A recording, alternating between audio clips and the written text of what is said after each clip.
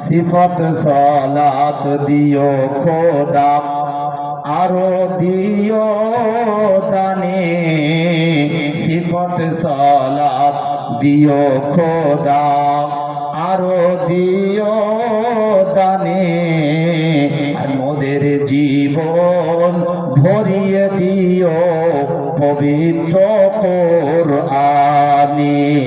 আল্লাহুম্মা সাল্লি আলা সাইয়্যিদিনা মাওলানা মুহাম্মদ ওয়া আলা আলি সাইয়্যিদিনা মাওলানা মুহাম্মদ।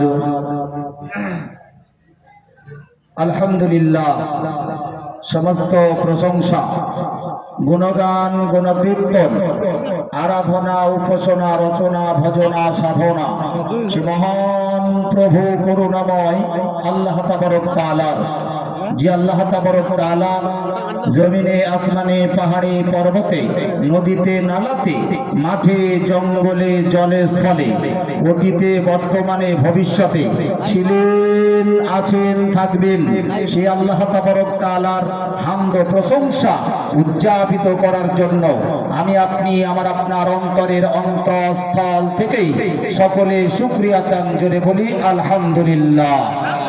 আরেকটু মহাব্বতের সঙ্গে 440 ভোল্টেজ দিয়ে বলা যাবে না আলহামদুলিল্লাহ? ঠিক তারপরে পরে জানাই লাখো লাখো দরুদ ও সালাম বর্ষিত হোক সে মহামানব, মানব কুলের শিরোমণি, নবীদের নবী, নবীদের সরদার, মা আমিনার দুলারা, মা হালিমার পিয়ারা, আকে নামদার, তাজেদারে মদিনা, আহমদি মুজতবা, মুহাম্মদি মুস্তাফা, সকলে বলি সাল্লাল্লাহু আলাইহি ওয়াসাল্লাম। তারই শানে লাখো লাখো শান্তির ধারা বর্ষিত হোক, সকলে বলুন আল্লাহুম্মা আমিন।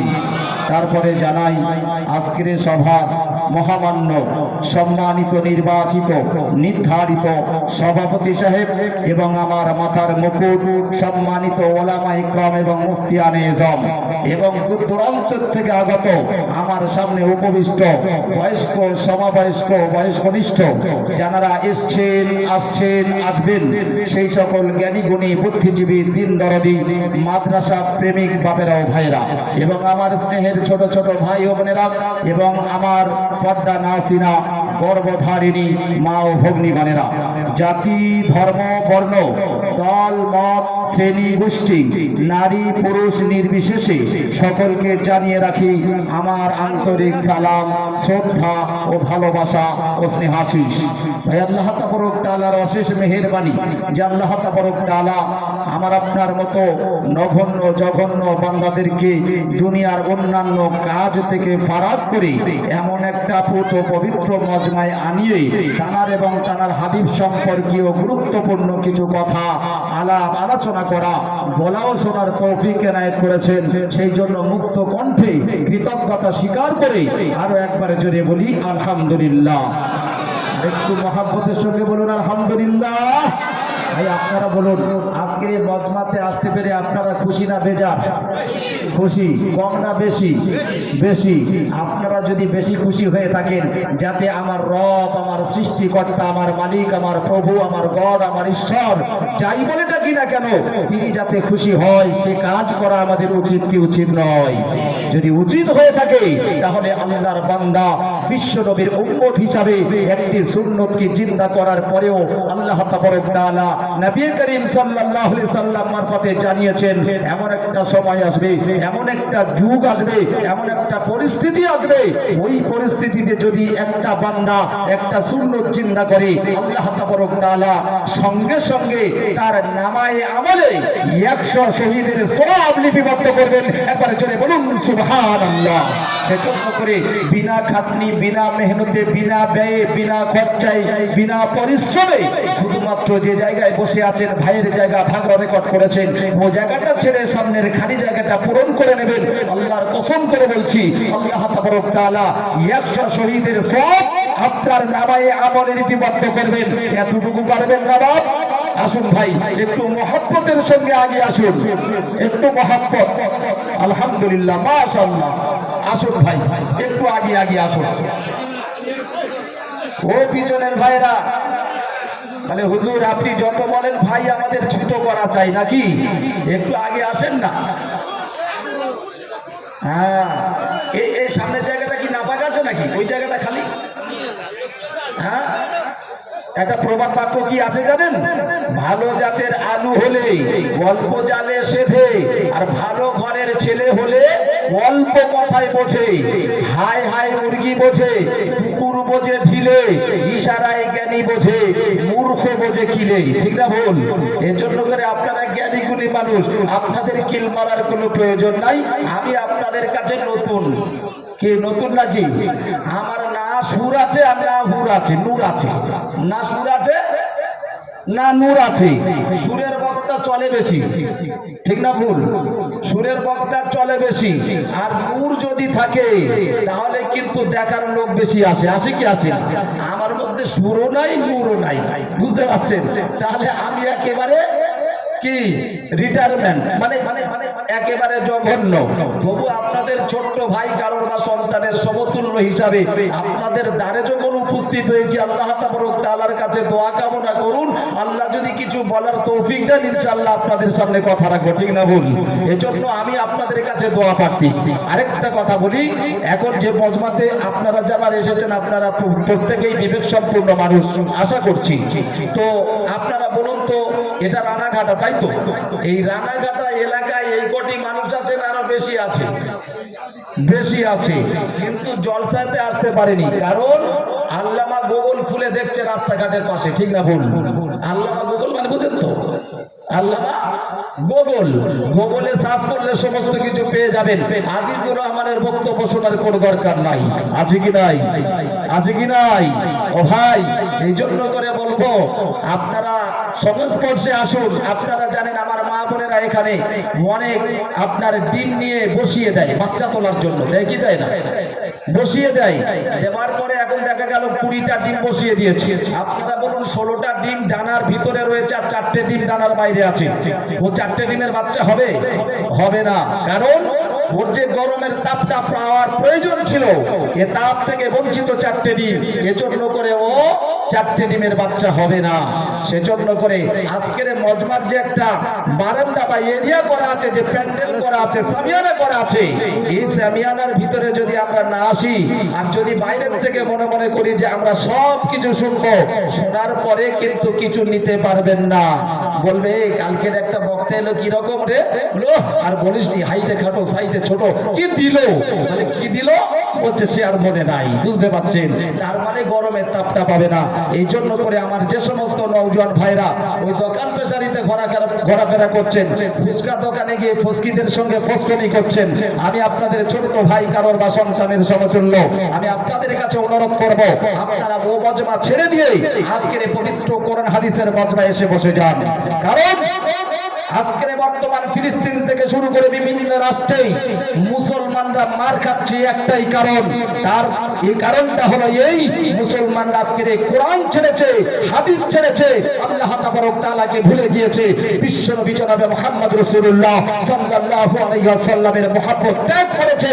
আজকের আল্লামা গোগল নিয়ে পড়ে আছে ইন্টারনেটের যুগ, আজকের কম্পিউটারের যুগ, আজকের ফেসবুকের যুগ, হোয়াটসঅ্যাপের যুগ।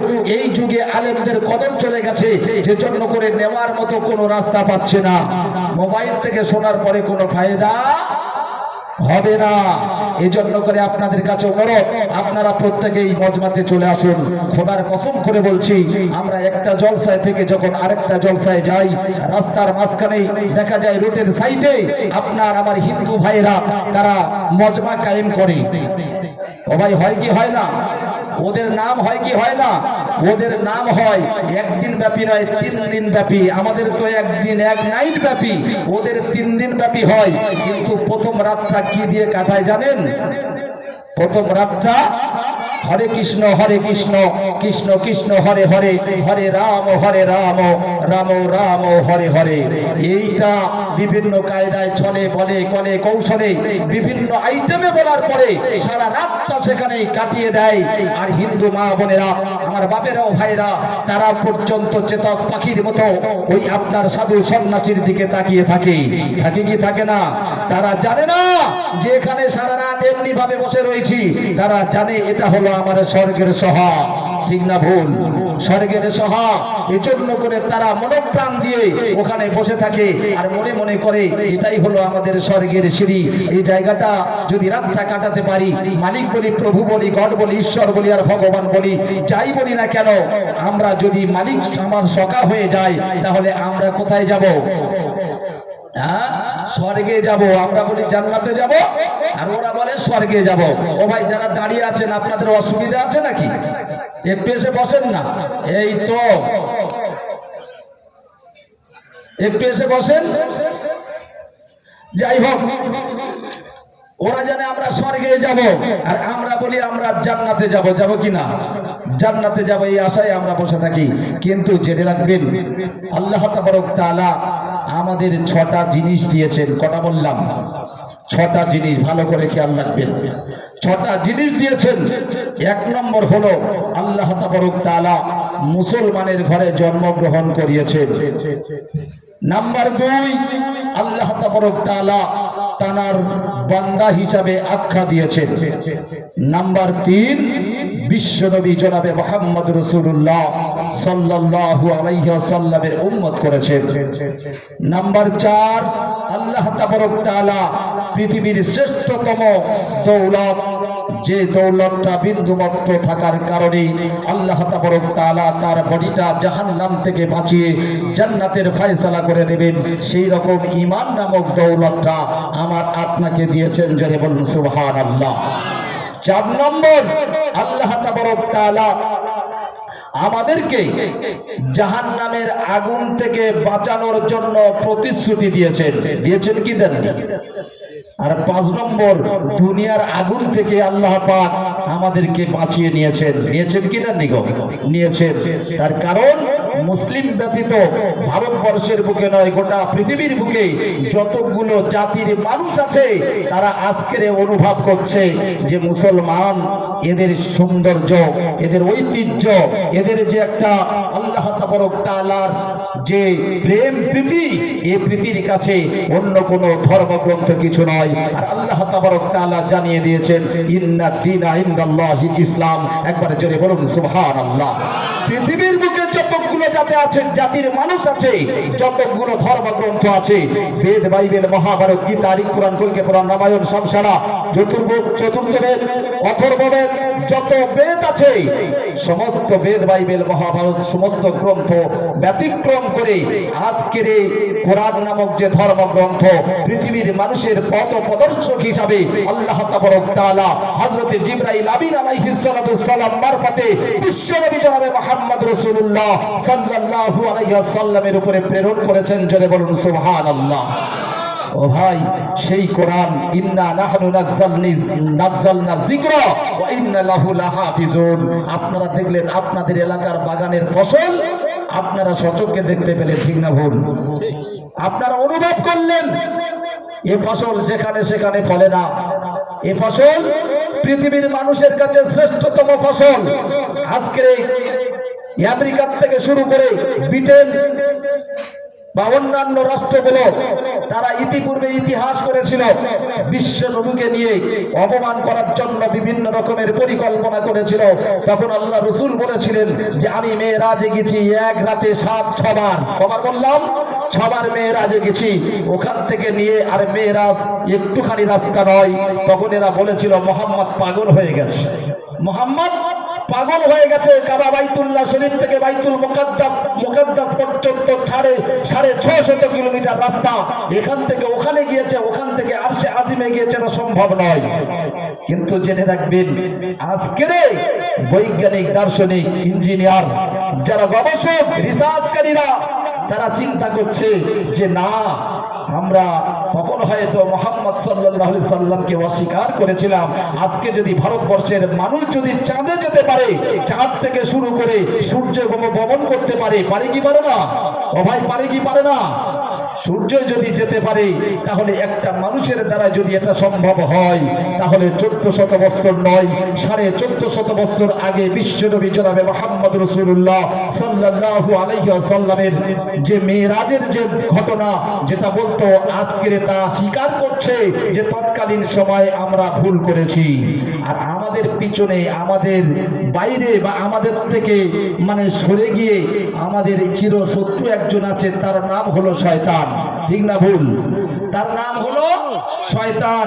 সে সব সময় চাইবে আল্লাহ থেকে আল্লাহর বান্দারা বিচ্ছিন্ন হয়ে যাক, দূরে সরে যাক, নবী করিম সাল্লাল্লাহু আলাইহি সাল্লাম থেকে তারা সরে যাক। তারা সর্বসময় ধোঁকা দিয়ে আমাদেরকে বোকা বানানোর চেষ্টা করে, আর আমরা আল্লাহর বান্দা নবীর উম্মত হিসাবে তাদের ফাঁদে আমরা পড়ে যাই, যার জন্য করে আমাদের কোনো উপায় নাই। সেজন্য আমার ভাইরা, আবু জেহেলের মতো লোক, আবুল হাবের মতো লোক, এরা এসে শুধুমাত্র বলেছিল আবু বকর সিদ্দিক রাদিয়াল্লাহু তাআলা আনহুকে সবথেকে বন্ধুত্ব ছিল কার সঙ্গে বেশি? আল্লাহ রাসূল সাল্লাল্লাহু আলাইহি সাল্লামের বন্ধুত্ব সবথেকে কার সঙ্গে বেশি ছিল? আবু বকর সিদ্দিক রাদিয়াল্লাহু তাআলা আনহুর সঙ্গে। এখন ওই পরিস্থিতিতে আবু বকর রাদিয়াল্লাহু তাআলা আনহুর কাছে গিয়েছেন, যাওয়ার পরে বলছে আবু বকর, তুমি বলো যে এমন একটা ঘটনা, যদি আমি এটা স্বীকার করি, তখন আবু বকর রাদিয়াল্লাহু তাআলা আনহুর কাছে খবর যায়নি যে বিশ্বনবী জনাবে মুহাম্মদ রাসূলুল্লাহ সাল্লাল্লাহু আলাইহি সাল্লাম কাবা বাইতুল্লাহ শরীফ থেকে বাইতুল মুকাদ্দাসে গিয়েছেন, মুকাদ্দাস থেকে শুরু করে মেরাজে গিয়েছেন, এটা খবর তখন আবু বকরের কাছে পৌঁছায়নি। এমন অবস্থায় আপনার দেখা গেল জিজ্ঞাসা করছে, বলছে এটা কি সম্ভব? এক নাইটে, এক রাতে আপনার 650 কিলোমিটার অতিক্রম করে জমিন থেকে নিয়ে আরশে আজিম পর্যন্ত একবার নয়, দুবার নয়, 6 বার যদি সে আপ ডাউন করতে পারে, এটা কি সম্ভব? বললে না, এটা কোনোদিন সম্ভব নয়।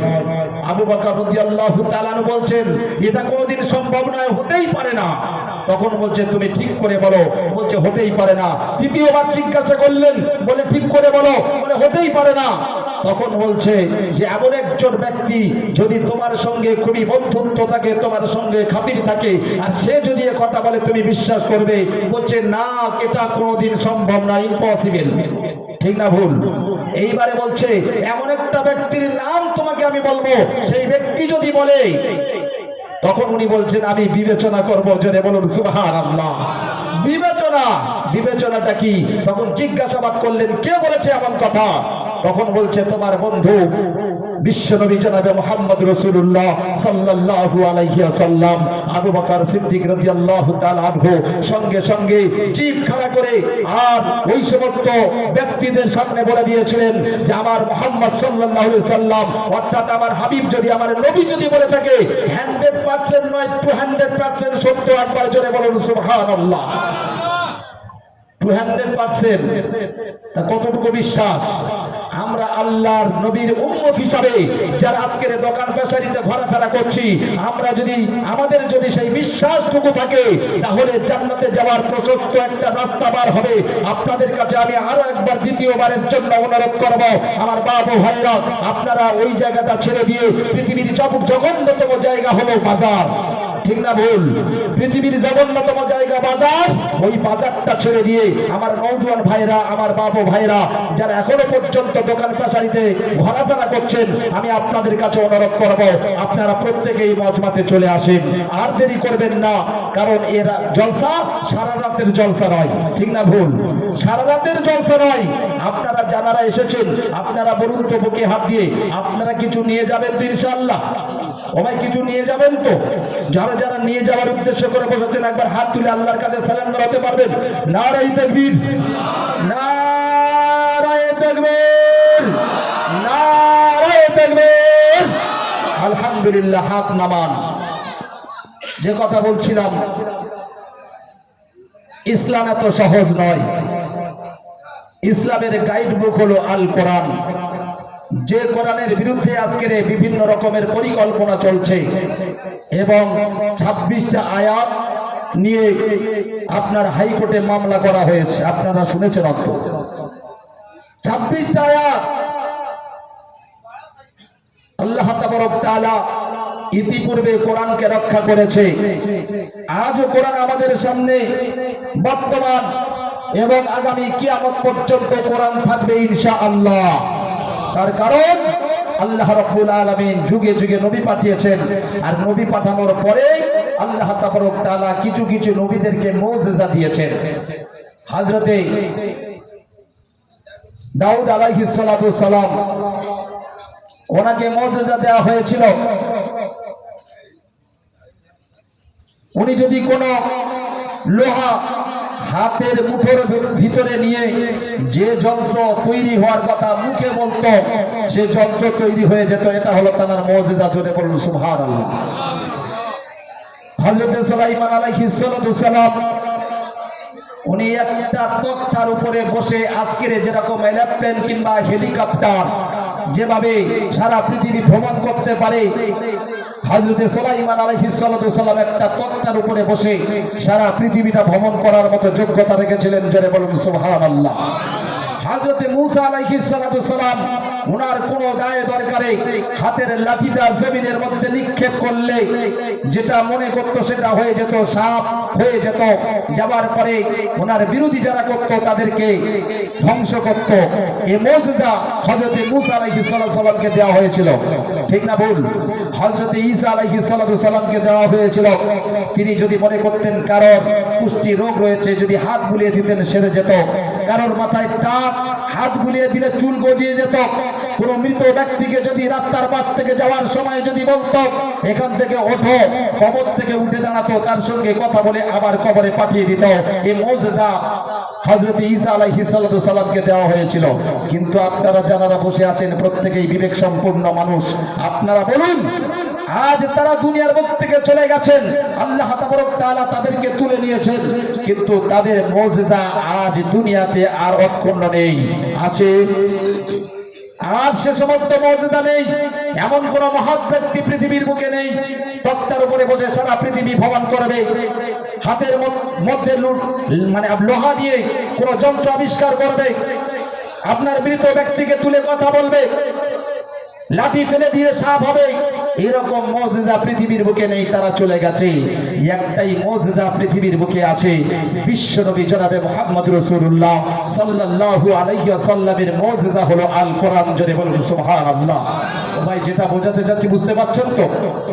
কোরআনটা হলো বিশ্বনবী জনাবে মুহাম্মদ রাসূলুল্লাহ সাল্লাল্লাহু আলাইহি ওয়াসাল্লামের মুজিজা। এই মুজিজা বিশ্বনবী দুনিয়ার বুক থেকে চলে গেছেন, কোরআন আজও আছে, কিয়ামত পর্যন্ত এই কোরআন থাকবে। জোরে বলুন সুবহানাল্লাহ। ফালা খাউফুন আলাইহিম ওয়ালা হুম ইয়াহজানুন। আল্লাহ রাব্বুল আলামিন বললেন, পৃথিবীর মানুষ, তোমরা জেনে রেখে দাও, শুনে রেখে দাও, তোমাদের ভয়ের কোনো কারণ নাই।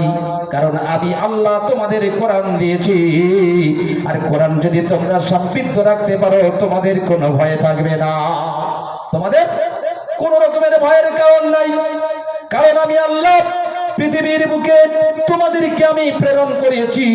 কিন্তু জেনে রেখে দাও, পৃথিবীর সমস্ত মানুষ তোমাদের তাচ্ছিল্য করবে, তোমাদেরকে ক্ষতি করার চক্রান্ত করবে, তোমাদেরকে বিপদে ফেলার চক্রান্ত করবে। কিন্তু জেনে রেখে দাও, আমি যে কালামুল্লাহ শরীফ পাঠিয়েছি, ওয়াযাক্কির ফাইন্নায যিকরা তানফাউল মুমিনিন, যে কোরআনটা আমি পাঠিয়েছি ওই কোরআনের দিকে লক্ষ্য করে যে মানুষ, যে বান্দা আমার দিকে ধাবিত হবে, আমার কোরআনটা বিশ্বনবীর উপরে পাঠালাম, বিশ্বনবীকে বললাম, আমার হাবিব তুমি জেনে রেখে দাও, শুনে রেখে দাও,